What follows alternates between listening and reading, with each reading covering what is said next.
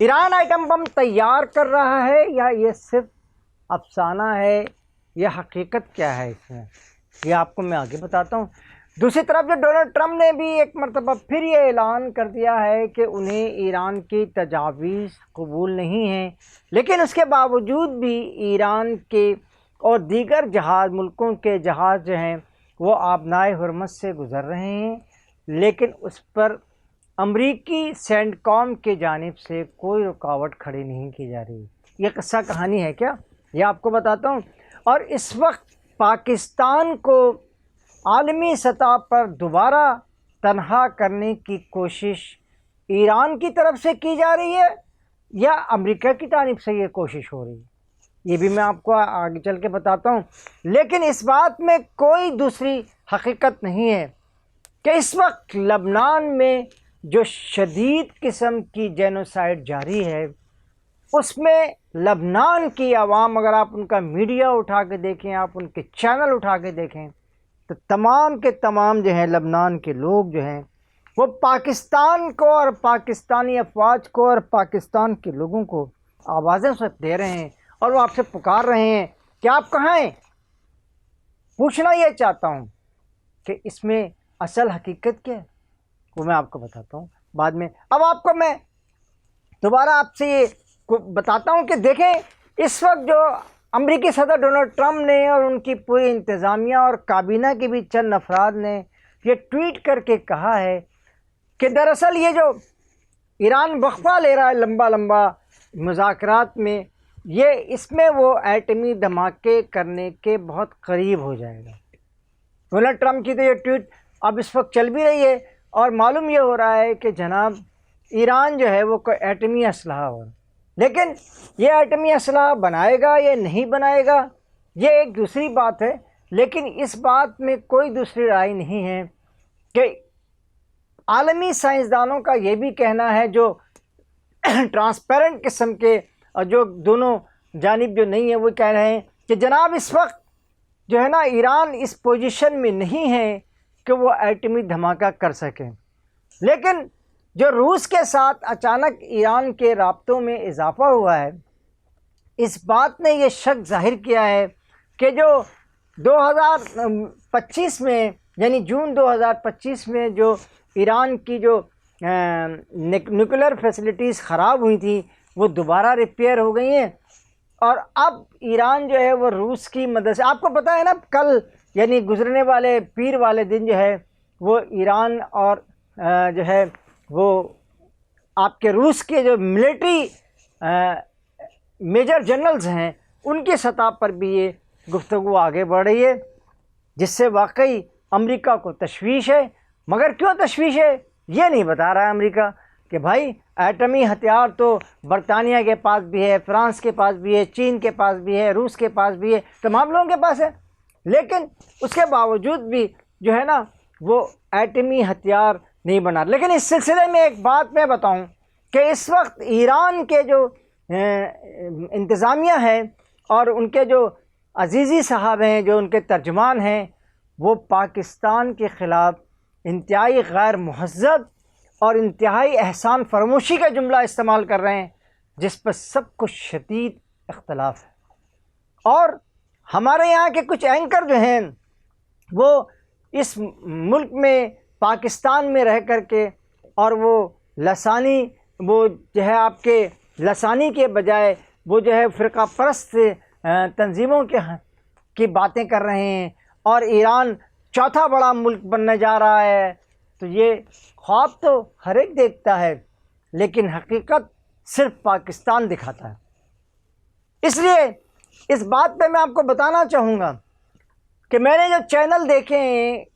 لبنان کے اور جو وہاں کے اخبارات کی خبریں پڑھی ہیں، تو اس سے مجھے معلوم ہوا ہے کہ لبنان کے لوگ آج صرف ایک ہی بات تلاش کر رہے ہیں، ایک ہی چیز کو وہ جاننا چاہتے ہیں کہ وہ پاکستان کی فوج کو پکار رہے ہیں اور پاکستان کی فوج کو بلا رہے ہیں کہ آپ آ کر ہماری جنگ بند کریں اور ہماری مدد کریں۔ آپ چینل دیکھ لیں، خود ہی دیکھ لیں جا کر کے،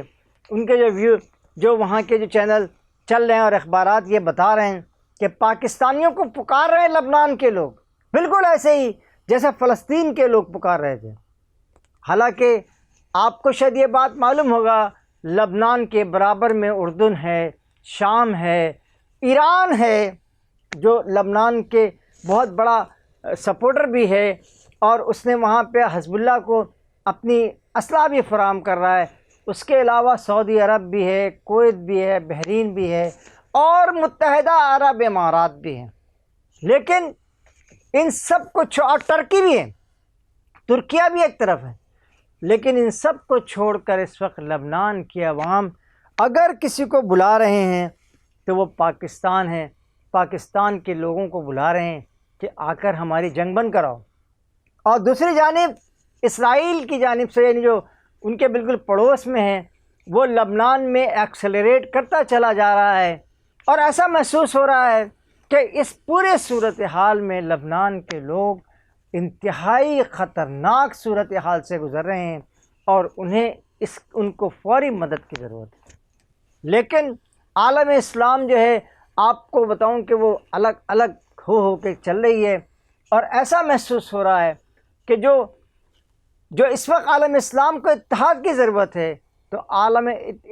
اسلام جو ہے وہ انتشار میں ایک دوسرے سے بڑھ کر آگے بڑھنے کی کوشش کر رہے ہیں. اب آپ کو امارات کا تو پتہ ہی ہوگا کہ امارات نے جو ہے نا وہ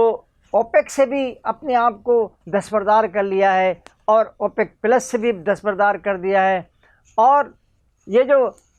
گلف کوآپریشن ہے، اس سے بھی تقریباً وہ الگ تھلگ ہی نظر آ رہا ہے. اس کی وجوہات کیا ہیں؟ لیکن جو سب سے زیادہ خطرناک بات اس وقت خطے میں ہے وہ یہ ہے کہ امارات نے اسرائیل کی افواج، اسرائیل کا آئرن ڈوم اور اسرائیل کا دفاعی نظام نصب کر دیا گیا ہے. اور اس سے یہ بات بتائی جا رہی ہے کہ اب اسرائیل کی فوج جو ہے وہ دراصل بالکل پاکستان کے اور ایران کے قریب آ کر کے بیٹھ گئی. لیکن پوچھنا یہ چاہتا ہوں کہ اسرائیل کے در پردہ کہیں بھارت کو تو نہیں بٹھا رہا ہے امارات؟ تو بھارت کو یہ یاد رکھنا چاہیے، ابھی 26 جو اپریل ہے وہ چند دن پہلے، یعنی آج سے 2-3 دن پہلے وہ گزری ہے. وہ 26 اپریل، جی ہاں 26 اپریل وہ تھی جس میں ایران سے مکمل طور پہ اپنی جو انسٹالیشن تھی، اپنی جو چیزیں تھیں، اپنی جو اس نے وہاں پہ اپنے سامان رکھے ہوئے تھے، وہ وہاں سے بھارت نے ہٹا لیے. تو ایسا تو نہیں ہے کہ بھارت اور اسرائیل کے اتحاد کے بعد اب امارات میں وہی آ رہے ہیں، بھارت بھی اور اسرائیل بھی، اور اس بھارت کے بھی وہاں پہ فوج آ رہی ہے اور اسرائیل کی، کیونکہ ابھی ایس جے شنکر صاحب جو ہیں وزیر خارجہ ہیں جی، جو ہمیشہ پاکستان کے لیے زہر اگلتے ہیں اپنی سفارتکاری میں، تو انہوں نے جا کر کے اس وقت امارات کا دورہ کیا ہے، اور انہیں بتایا ہے کہ وہ ہر طرح سے ہر دامیں درمیں سخریں ہر طرح سے جو ہے وہ ان کے ساتھ ہے. یہ وہ صورتحال ہے جو اس وقت انتہائی مشرق وسطیٰ میں کسی طرف جو ہے. لیکن اب آخر میں آپ سے یہ بات میں کرنا چاہوں گا کہ اب تک تو شاید یہ کہا جاتا رہا کہ امریکہ جو ہے وہ اسرائیل کو وہ ایران کو دھوکہ دے رہا ہے، اور وہ ایران کو مذاکرات کے چنگل میں پھنسانا چاہتا ہے. لیکن پوچھنا یہ چاہتا ہوں کہ کیا ایران بھی راضی ہے کسی مذاکرات کے لیے؟